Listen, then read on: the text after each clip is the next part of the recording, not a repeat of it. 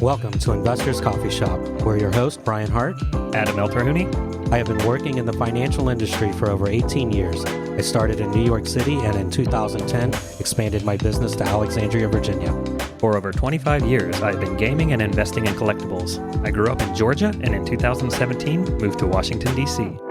Investors Coffee Shop is for people who want to learn more about investing, make better decisions, create new streams of income.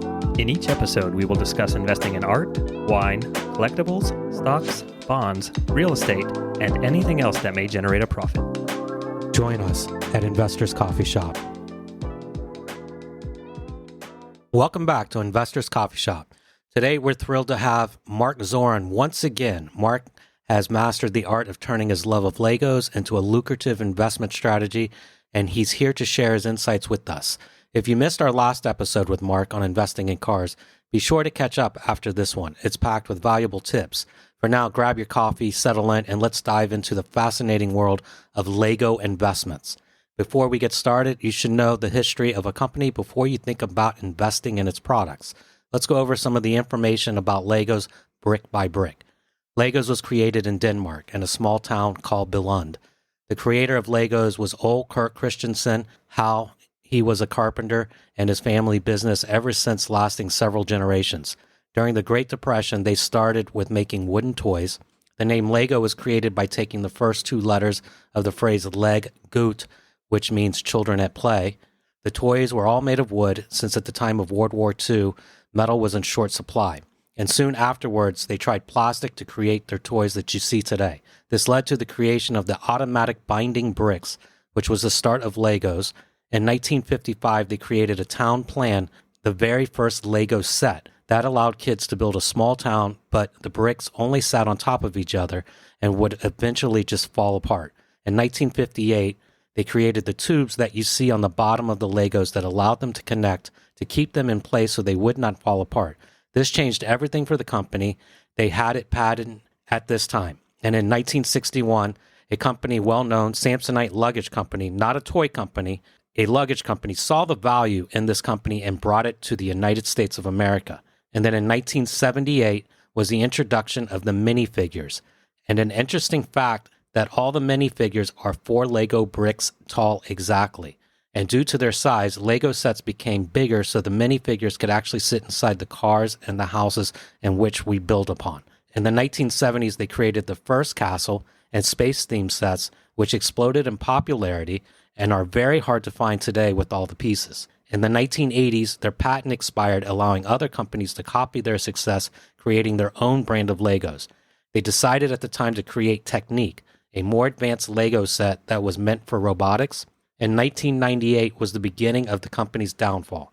Video games like Nintendo and PlayStation were taking over, and kids were more interested in that than creating Legos and building cities. In 1999, they licensed Star Wars, which was popular for the first year, and they did not make enough to meet demand, missing out on a huge opportunity. And then sales dropped the following year after they decided to step up production, but the market changed so much that there was no new movie, causing people to lose interest in Star Wars. The company was in decline and facing bankruptcy, trying to cater to market changes. The company then decided in the 2000s to go back to the basics and stick with what worked in the beginning, keeping everything simple, working together, and they rebuilt the business back up to what you see today. And some of the most valuable Lego sets on the market. San Diego Comic-Con in 2013 had a Spider-Man set. Only 350 were available, and the current value today is $18,000. A 106 Uniclef van was a promotional set together with Uniclef, the United Nations Children Fund, and available via Lego Club in Canada. It consists of blue Uniclef truck and a Uniclef man minifigure. That current value is $11,000. The 375-2 Castle, currently going for $11,000, also known as the Yellow Castle. Old Kirk's House, $10,800 current value, was a 2009 Lego Inside Tour. Only 32 hand-numbered copies of this custom model Lego founder Ole Kirk Christensen's house were created. Iron Man and Captain America 2012 Collector's Preview. This set was available at New York Toy Fair in 2012. The current value is $10,500. And sets that have grown the most in value that you could actually buy from the store, Mr. Gold minifigure retailed at the store $2.99. Today's current value, $8,600. The 23 delivery truck, only available in Italy in 1971. Current retail price back then was $5.49. Today's value, $2,184. The 1555-2 Sterling Airways aircraft. It was a promotional set for Sterling Airways and only available in Denmark. They sold it at stores for $5.49. Today's current value, $2,180. And we can't talk about investing in Legos without talking about Star Wars. So the Star Wars Celebrations exclusive. The Lego Star Wars Celebration held in Los Angeles was a 26-piece exclusive Star Wars set released in 2007. This was a very limited edition promotional set made available to raffle winners at the LA Star Wars Celebration. It retailed for $49.99 and current value $4,400. As with any investment, the information provided about investing in Lego sets is for educational and informational purposes only. Investing in Legos involves risk, and past performance does not guarantee future results. The value of Lego sets can fluctuate based on market trends, condition, demand, and other factors, and there is no assurance that you will profit from such investments. Lego Investments is a niche market and should not be considered a substitute for traditional investment strategies or financial planning. Before investing, consider your financial situation, perform thorough research, and consult with a financial advisor or investment professional if necessary. Now, on to today's episode. Mark, how are you doing? I'm doing great, Brian. How are you? Very well. It's been a while since we did our last episode. Yeah, been busy. And with Legos, I know you had introduced the idea to me, and I hadn't thought about this before, but it's a brilliant concept. Normally, I think of Legos because my kids play with them all day. I never really put into my mind how much the value of some of things go up until I did the research on this. So what brought you into investing in the Legos? I had been a kid growing up in the 80s and 90s and had my Lego collection for, 20 some years and put them away. And when I got married, my wife and I thought it'd be great to, break them out and make a little town. When people come over and visit, they would put themselves in the city. And so I got to a point where I was buying Lego sets to add to that. And I got really busy and I literally fell into this accidentally when I had missed a Lego set that I wanted for the city. I remember just not being able to get it at the time. And it was like $250, might have been a $200 set. So it wasn't, end of the world, but I went on eBay to see if I could find one, and it was $3,000. And I went, wait, what? And the more research I did, I had unopened sets that I hadn't had a chance to build yet or incorporate. There were some that I had purchased for $20, $30, but they had a special minifig in it that now they're thousands of dollars valuable sets, because they never reprinted those figures. And the only way to get it is to buy the figure individually or buy that set. So I kind of fell into it. Would you say you're more of an accidental investor, or would you say some of this was kind of planned out? It was accidental to begin with. Now there's some forethought put into it. Do you consider yourself now more of an investor or a collector or a mix of both, or just this was fun and I just want to keep it fun? It's a mixture of both. There's a lot of the collecting and just my personal collection. But there are those that I know are an investment down the road. And out of your collection, what would you say is your favorite set that you can currently have? I mean, we've got a room at our house dedicated to the several million Lego pieces we have. I don't know. I will tell you this. I think the most sentimental one I have right now is on our honeymoon. We bought the Lego Death Star 2, the second Death Star set when it had just come out. We put it together. I think we purchased for, I think it was $300 at the time. Now it's, I think, $2,000, $1,500 on eBay. That's pretty impressive. And that's considering that it's out of the box put together. That's the value, or is that the value if you hadn't put it? Out of the box, they're about $500 to $700, but I've seen in mint condition, they're about $2,000 in the box. For you guys, it's priceless because that's something you did together when you first got married. Oh, yeah. Is it currently hanging up in your house, or is it somewhere you can easily access to, or is it put away? It's currently in the Lego room. What trends have you observed in the Lego investment market over the years? What's moving the market? I do see that Lego is focusing more on the adult collectors with some of the costs in some of the sets. They're not shying away from sets that are hundreds of dollars, if not thousands of dollars at retail. And so it does put itself in a niche that, only certain people can afford to purchase for themselves, let alone, the collector's rule of threes. It is that they are appealing to adults a lot more. And so seeing people get back into it and realizing that there are collectability and profitability to these things, I do believe that that's actually driving up scarcity. It's interesting because, like comics and sports memorabilia, as you become older, you have more disposable income and you want to relive your youth. And Legos is one way of doing that. And people will pay quite a bit of money to be able to relive something they had back when they were a child. So with Lego themes or sets which would you say has performed the best in terms of return of investment? I don't know specifically if it's themes, but I can say that there are those, the castle themes.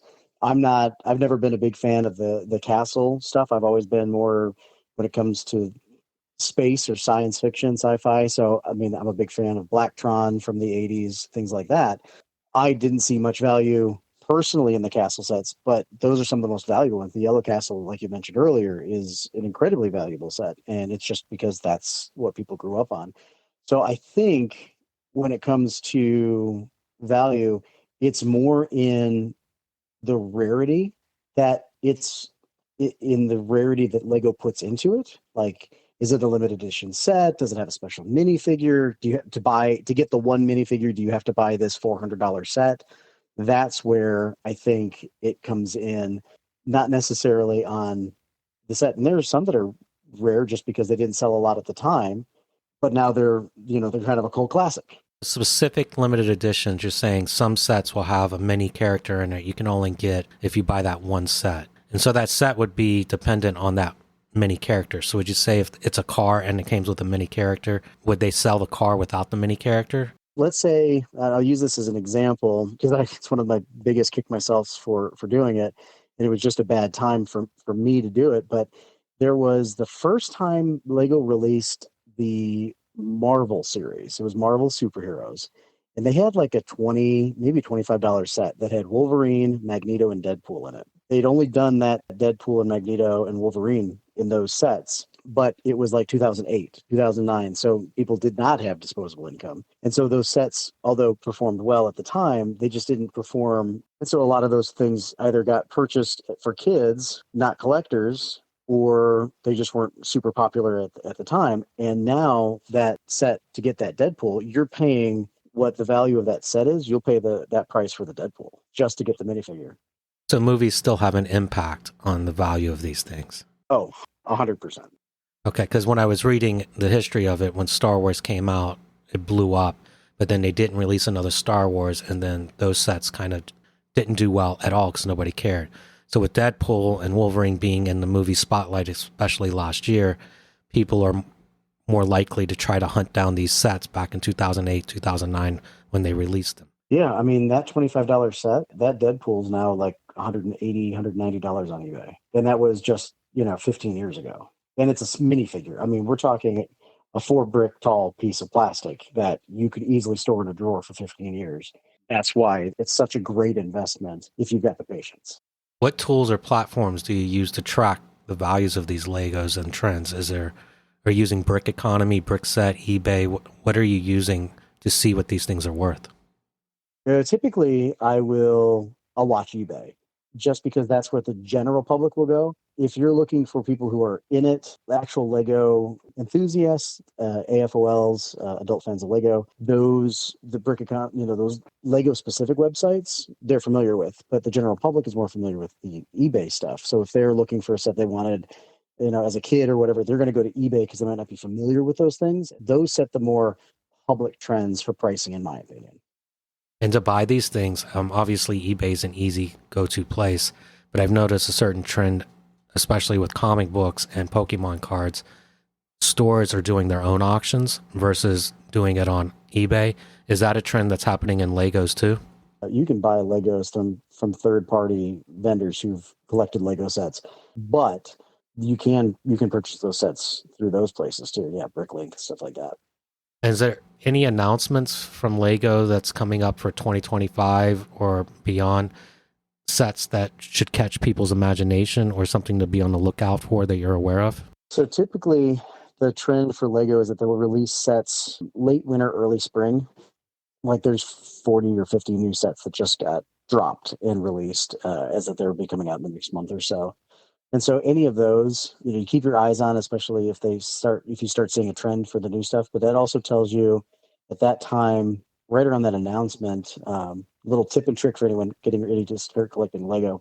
The big box retailers will start discounting heavily their Lego supply. And so go to Walmart, you'll see stuff half off. I mean, you'll see Legos on a discount. I literally last year, they were blowing out $80 Quinjets, the Lego Marvel Quinjets. They're like $90 sets, and they were blowing them out for $30. So I bought like 10 of them. Well, they're $90 sets. I was buying them half off, and now you can't get them anymore. So they've already gone up a good 20% on retail. Walmart and Target are able to get these types of sets, and they'll discount them after the holiday season when they don't sell, and to try to clean out inventory.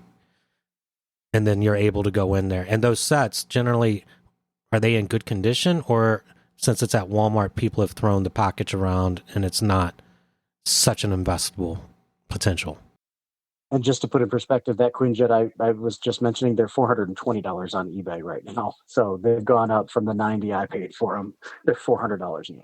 So, and that was just in 6 months of them blowing them out for $30. The answer to that is it's a hit or miss. Lego is always going to be valuable. Having a perfect box is always going to make it better. If you're able to find it, now that most of the Lego store or the Lego displays at like Walmart's are behind glass, they're less likely to be damaged. Oh, no, you're going to see stuff in a little bit better condition. Now, you do have to worry about the spider wraps or whatever they call those things, the anti-theft devices. But for the most part, with the new glass, it's not been a big deal. Because I know Walmart and them put those tags on them, and that kind of rips up the box when you try to take off the tags. So I didn't know if that affected the value when you buy them, but putting it behind glass, that would kind of eliminate that need right there. So that's good on Walmart to do that. What's your process for selecting Lego sets to invest in? Are you just choosing things that you associate with, or are you actually doing research before you buy any of these things? If I'm going to be investing in them, I research. I will say that it's a pretty safe bet that any set you buy is going to appreciate. Lego even runs specials where if you buy it directly from the Lego store, if you spend $100, you get a free $20 set, things like that. Those become rare because not everybody knows about them and they're always limited. So I have some of those that have gone up in value, or they're special edition sets. Doing the research in it, I think it's really knowing what the overall arcing trend is, which typically is the more expensive the set, the exponential growth you'll see. When it comes to things like special figures, it can be hit or miss. There's sets out there where, like that Deadpool, Wolverine, and Magneto, you'd never would have thought a $20 set was going to be valuable, but now it's almost $200, if not more, for just to get those 3 minifigures. Because if you didn't get them then, you'll never get them again without paying the premium.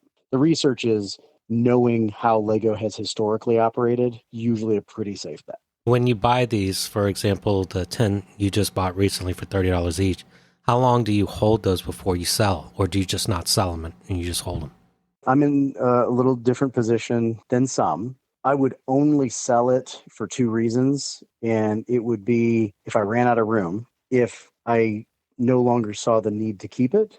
And that would be, one reason. The other one would be if we wanted to liquidate something to buy, invest in something else or invest in more Lego. You'll see a plateau to a relative degree. It'll still appreciate, but you're never going to find a set that if was $10,000 value yesterday, in another 5 years, it might be up $1,000, but it's not necessarily going to be up another $10,000. And that's going to be a rare thing because you're talking very rare Legos at that point, minifigures that you could only get 300. They only made 300 of them. That's why that Spider-Man's $17,000 is because they made 350 of them. And if you're diehard collector, you'll go get that one. Has Lego ever been known to produce these items, mark them as only 300 available, and then redo those items later? Oh, they don't do that. They They don't. do not do reissues. That is part of the reason they will never reissue a set without it being very clearly marked as a nod. So there's a new set out that is a nod to the original 80s Blacktron set. It's in the original styling, it's the original look, it's very similar to the original ship, but they are two very different sets. And so they will never take a set that they put out and then reissue that set as it was 30 years ago. They just don't do it because they understand the value in their brand. I think they did one set with from the 60s or 70s. I could look back at what it was, but it was one of the village sets, and the person on the front of it, I believe, was Christopherson's son. He was on the reissue, quote unquote, as an adult playing with the same set. But it wasn't the same set. It was a new updated version of that set. So it was still, again, not a reissue, not a true reissue. Do you prefer new in the box sets, or do you also invest in ones that have been opened and already put together? It's really hard to prove it's an original set if it's been taken out and put together. Typically, I would refer to those as bulk sets. At that point, if you have the original box, the instructions, and the set, there's some value to that, especially if it's a very old set. I don't typically invest in bulk Lego. I don't have the warehouse space to be a bulk Lego investor. And those are people who will go buy Lego by the pound, sort them, and then sell them as sets of bricks. And there's places like Bricklink, I think they do that kind of stuff. So when I go to comic conventions, I notice there's always one or two booths where they created Lego sets in packages, creating whatever character. So would that be a bulk buy that they just found a bunch of pieces and put them together and then broke them up into sets to create the characters? Or is that something that's actually licensed by Lego? How does that work? There are a lot of people who will do custom Lego pieces or custom Lego figures. There is always a market for that, especially if it's done in the respect of Lego, but it's a third party. It's not a competitor of Lego. And when you're buying Legos, is there a certain amount that is too much for you? Is there a ceiling? Like, I'm not going to buy this because this just costs too much? Or do you not look at it that way? I did with that the first modular set for our city, which was the Lego Hotel and Cafe, which, like I said, was $200. I think Cafe Corner Lego set 10182, and when it came out, it was $200. And at the time, I mean, $200 now doesn't seem like a lot, but at the time, it was just too much for whatever reason. I just remember going, nah, I'll get it later. I'll get it when it gets on sale. It never went on sale. They did a limited run. It was one of the first modulars, and now I'm looking at one on eBay for $3,200. Whether it sells like that or not, I don't know, but I do know that the last time I looked at one, it was in the thousands, and it had sold.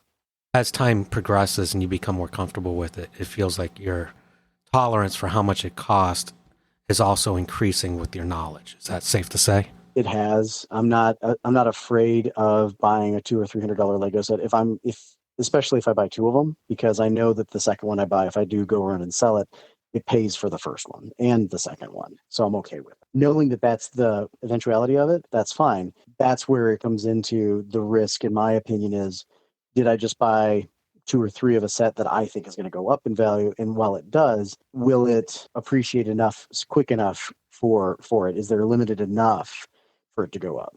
And so again, sometimes they retire every year. Sometimes they retire in 6 months. Sometimes they retire in 2 years. It just depends on the set.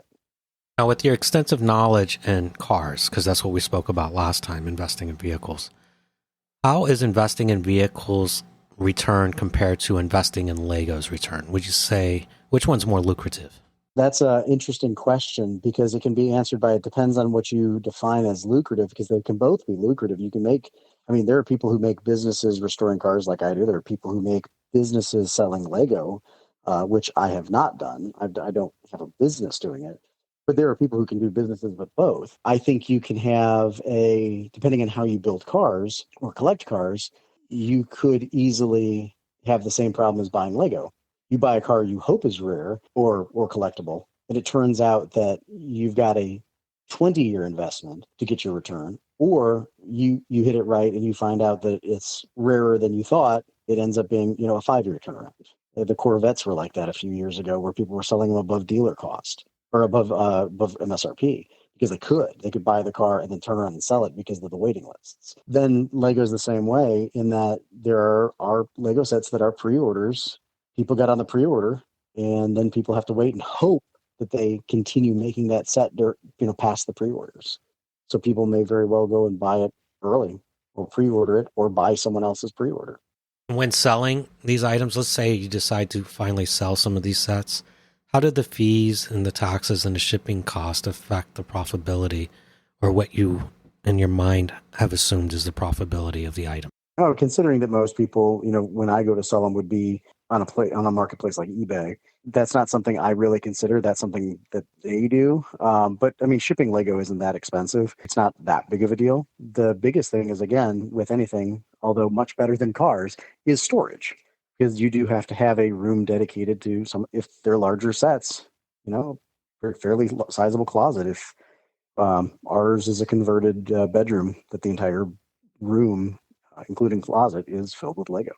Throughout the year, is there a better time? Like cars and houses, sometimes they're cyclical, but for Legos, do you think that's a cyclical market?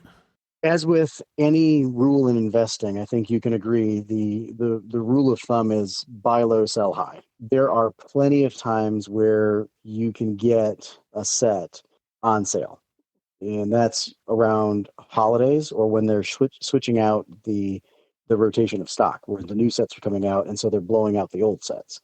That's a great time to buy them. But then again, if they're limited, it doesn't matter if they're on sale or not. Now, sometimes, depending on the set, you can even go to Lego and get damaged boxes, and they'll give you 15% off that Lego set. And sometimes some collectors couldn't care less about the box because they don't have the room to store the boxes. They just want the set. And so buying those and holding onto them is valuable too. So being mint in box definitely does not kill the value as much as, say, baseball cards or anything like that, because there's a demand. Some people do not care about the box. They just want to build the actual item itself, and they're willing to pay additional money for that right to do that. You can sell Lego boxes. You can absolutely sell the Lego boxes and the instructions. Some people absolutely want those. Does it hurt the value to have a not mint? Of course, but I don't think it hurts it to the point where it's a poor investment. So that brings up a different idea.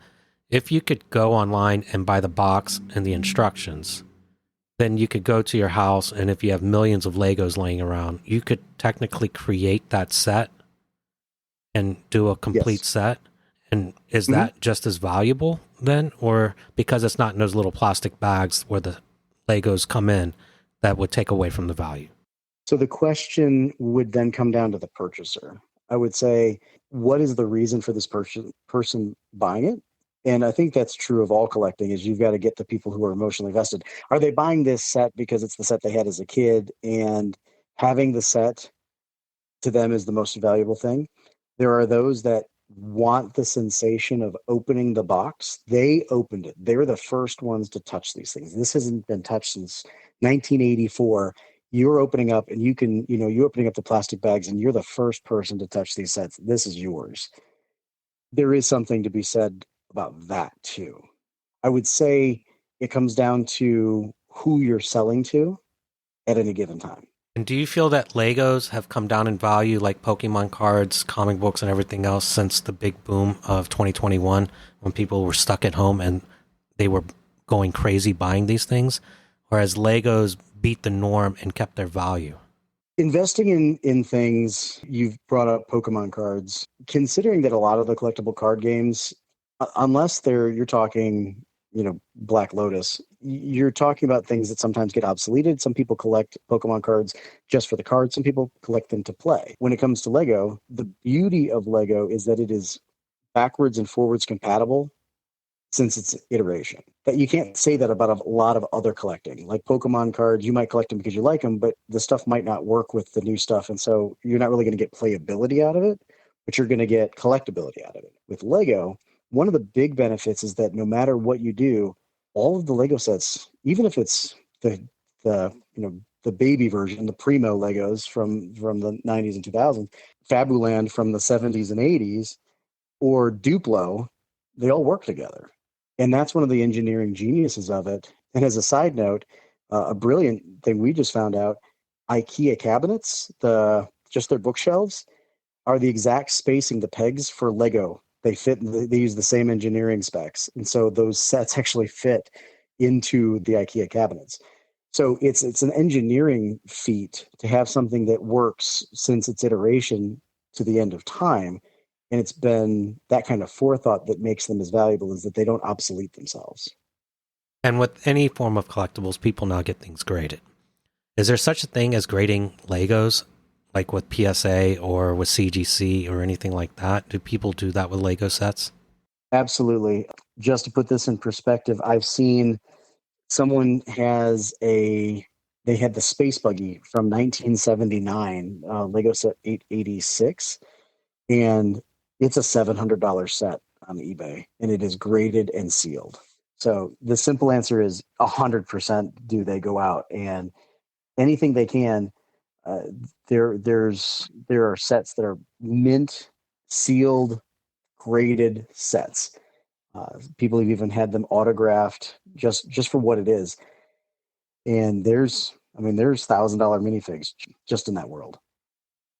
Where do you go to get them graded? So I know CGC does comics, PSA is sport collectibles, and Pokemon.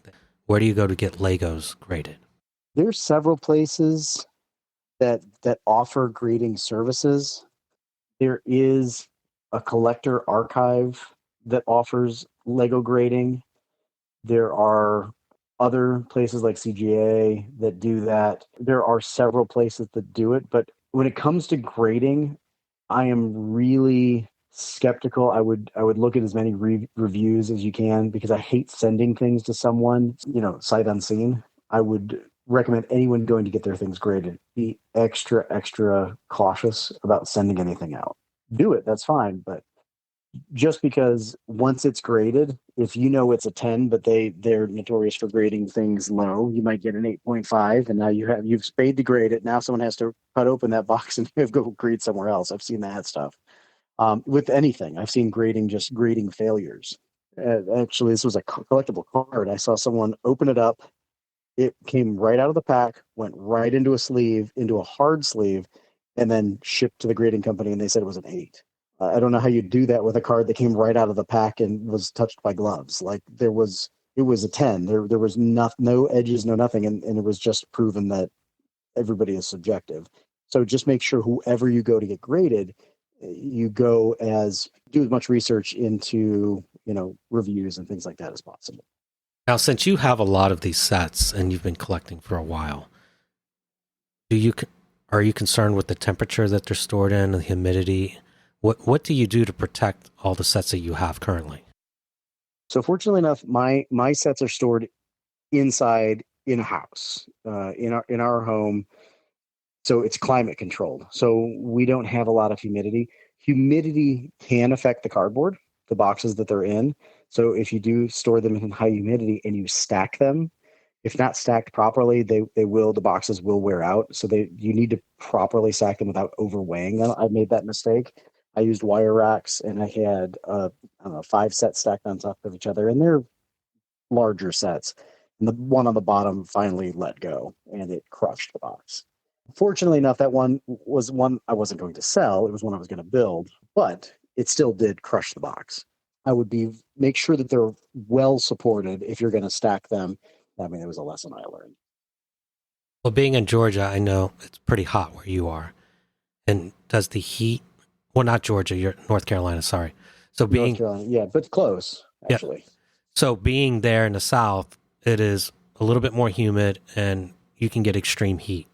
Has the extreme heat ever melted your Lego pieces? No, I've not had that, but I have had, there is a known issue with the brown Legos. They become brittle over time. So I've seen there's a lot of brown brick failures. Why is that? What is it? Just the coloring? It's the color. It's the color mix, the dye mix that they use. And then, have you had any challenges throughout all these years of investing in Legos? Things you've had to overcome, or like the crushing of the box? That's obviously a challenge that happened. You learn from that. Is there any other things that have happened that you've learned from? just the way they're stored, keeping them. And if you, get wind that something is going to be, more or less valuable and you do plan on doing something with it, put it in a plastic bin, put it in something that's going to protect those sets. Don't just leave them out stacked on top of each other.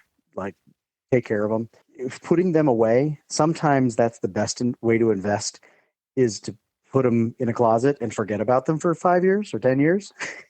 I did that with some of our Lego Star Wars sets, and again, $30 sets that turned out to be almost $200, but I completely forgot them in the back of a closet.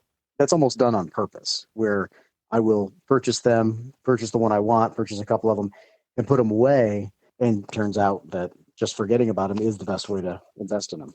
Now, I don't know if this has ever happened to you, but this has happened to me more times than I like to admit.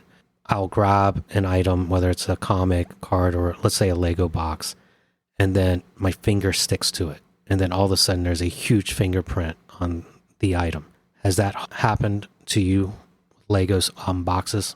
I can't say that it has happened to the box, but I have had it happen where, I was handling something and, I dropped a box and it bent in a corner, because that's really easy to do on the big sets. As with anything you invest in, there's obviously a chance of buying counterfeit copies. Is there a way to protect yourself from buying counterfeit sets? Lego has been pretty good, as far as I can tell, about keeping that to a minimum, keeping, counterfeit. But that's one of the issues that you run into if you buy bulk Lego, because if you go through that, you don't know if you're going to find a mega block in there. And that kind of devastating if you find that, half your Lego is not Lego. It's fake Lego or Fago. So who are the fake Lego companies that are currently out there you need to watch out for? That's subjective. There are a lot of people who absolutely love the fact that there are other brands out there that are doing knockoff Lego sets for, cheaper prices. The problem is that they are cheaper for a reason. The quality of the product, the quality of the plastic isn't as good. So they break much easier. They're much thinner, flimsier. They don't have a good feel. Things just don't last. So there's those companies that, Tyco made some for a while. There's Mega Blocks. There's a bunch of brands out there that make building block sets. But for me, I am a Lego enthusiast. I'm a Lego fan. And when one of the brands came out with Ninja Turtles, fan of the 80s, love Ninja Turtles, and they had some great minifigures in their sets that were, the Ninja Turtles. I refused to buy them. As much as I love the Ninja Turtles, they weren't Lego. So I refused to buy them, and eventually Lego did end up getting the license for some of the Ninja Turtles. So I purchased those, of course, in copious amounts. But the point being that for me, I won't touch anything that's not Lego branded. I'm a Lego loyalist. But there are a lot of people who are of the mindset that a building block is a building block. And while that's not true, I understand some people's mentality. But the collectability, the value will never be there. If it's not Lego, they might, rise a little bit in value if you've got a box set, but I'd be very, very surprised if any of them were of value, down the road. Well, investing does cause a risk. We all know that. There's plenty of things I have bought I thought were going to do extremely well. Was convinced 100% I was onto something, and a few years later you find out it's not worth as much as what I was hoping for, or the value has decreased. Has that happened to you with any of your Lego investments? And can you give some examples of things you thought were going to double, triple, but in the end are still worth the exact same thing you paid for it back then? Lego has an average appreciation of 11%. It's actually rated higher than gold. Not a single set I bought is less or the same price that I purchased it for, as long as it's over a year old.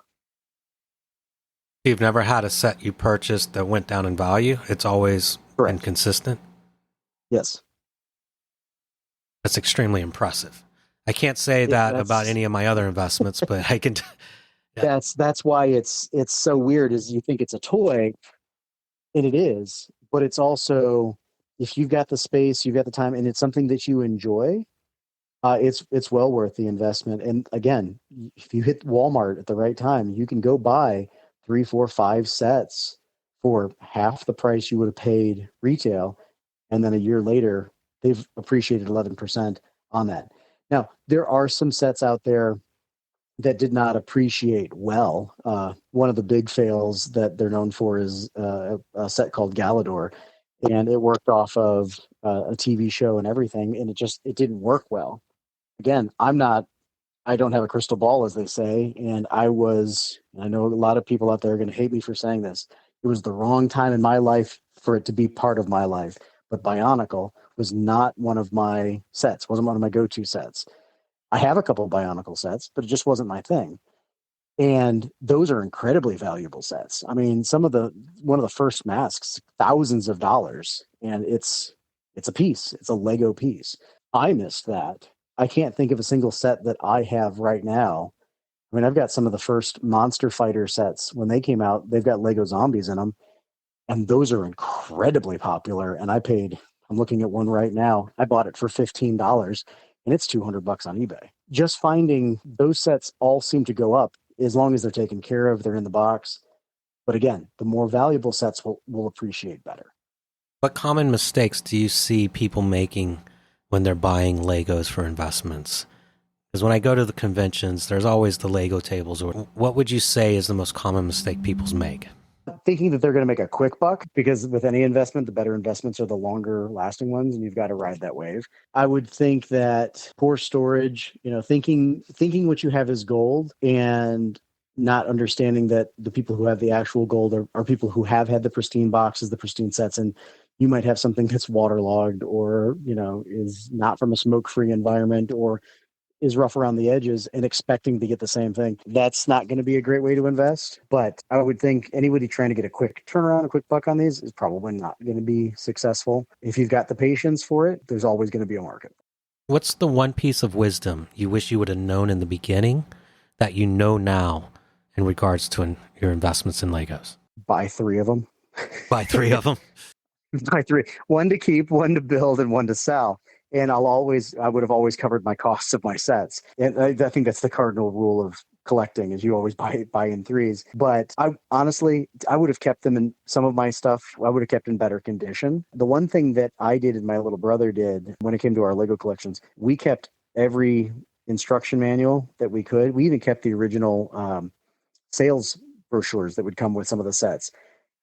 And that was cool. People will pay for those, but I'm not going to sell our sets or our instructions, because I can build any set I want out of the Legos that we have. So that's, again, to answer that question, what do I wish I would have known? There's a song by AJR that says, don't throw out my Legos. That's the thing. Parents apparently will throw away people's Legos. Don't do that. If you're a parent listening to this right now, don't throw away your kids' Legos. It's a college investment. People, trust me. It's crazy. I do it every month. I go through, the kids have so many Legos, and I am so guilty of that. I don't know how many thousands of pieces and manuals I find on the floor, and I step on it and I just toss them. I just throw it away. Ryan, I don't know if we can be friends anymore. Yeah, I never thought the manuals had any value in it. So that's something I have just learned from this episode. I just didn't put that in my mind. And I'm thinking, just last week alone, I threw away 5 different manuals to the roller coaster Lego set, because my son is big into roller coasters. It was a really expensive set. He put it together for Christmas, and then he accidentally tripped up and it fell apart all over the place. And he hasn't put it back together, and the pieces are everywhere. So out of frustration, I just kind of tossed a lot of it away. But to hear this, now I feel like I could cry, because who knows how many of those things I've thrown away over the past 5 years. My kids playing with it. So you're saying keep all that stuff. So every time my kids play with these things, keep the owner's manual. So I could actually sell the owner's manual by itself. People would pay for that. The instruction manual? Absolutely. 100%. Yeah. That's going to be my go-to thing now. So every time they buy it, I know they're going to, once they're done with it, toss it. I'm just going to put them upstairs in the attic and just start saving that stuff. And all the random pieces that come about over the years of them playing with this stuff. So you're saying all those little random pieces that you don't know what they go to anymore, they still have value as a whole? Yeah. Now, it won't be obviously as valuable, but keep this in mind. There are Lego pieces that are special to certain Lego sets, and the only way to get that piece is to buy that set. That's not just true of minifigures.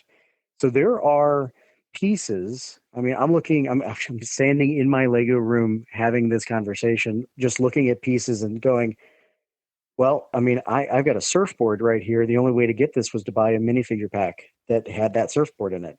If I need that surfboard for a build I'm doing, or I want that specific one, or I want to say I have that one, or I'm doing a surfboard shop in our city, if I need that surfboard, I got to go find that surfboard.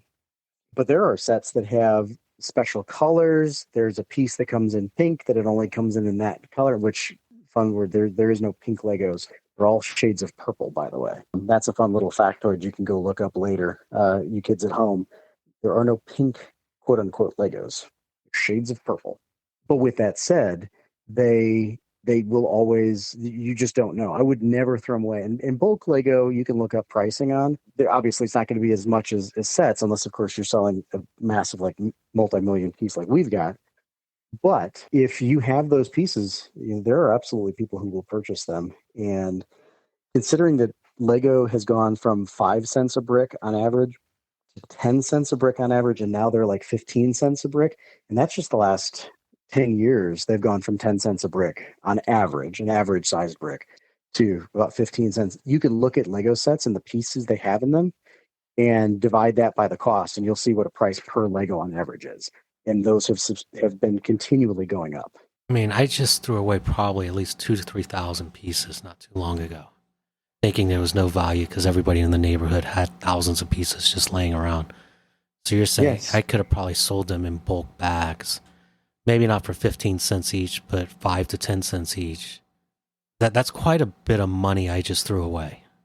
So, I mean, you'd have to sell in bulk, of course. You're talking, if you could sell a bulk bag of 50 pounds of Legos or things like that. It doesn't sound, 50 pounds sounds like a lot of Legos, but it's not, especially if you're throwing away thousands of them at a time. But with that mentality, if you could have just put those Legos in a bag or in a, go buy a Rubbermaid bin in Walmart, and every time you find one, fill it. It's almost the same principle as every time you find a penny, putting it in, piggy bank. Eventually you'll make something. Now, if you're doing it passively, it's even better. Now, if you're actively out there looking for pennies, you're probably never going to find one. But if over the course of 10 or 15 years, every penny you pick up, and I know a penny is a small amount of money that is probably apparently going to be deleted at this point. But the point is that Lego, because it's inherently going to work with any piece before it and any piece after it, then that piece will always be of the current value. I can't believe how much I've learned on this episode.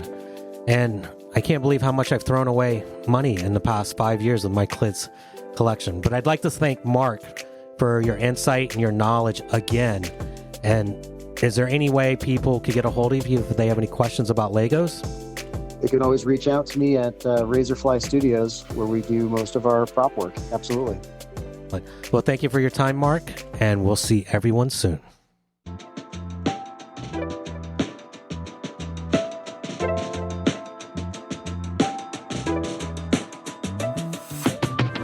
Thank you for listening. If you enjoyed this episode, hit subscribe, like, and leave us a review.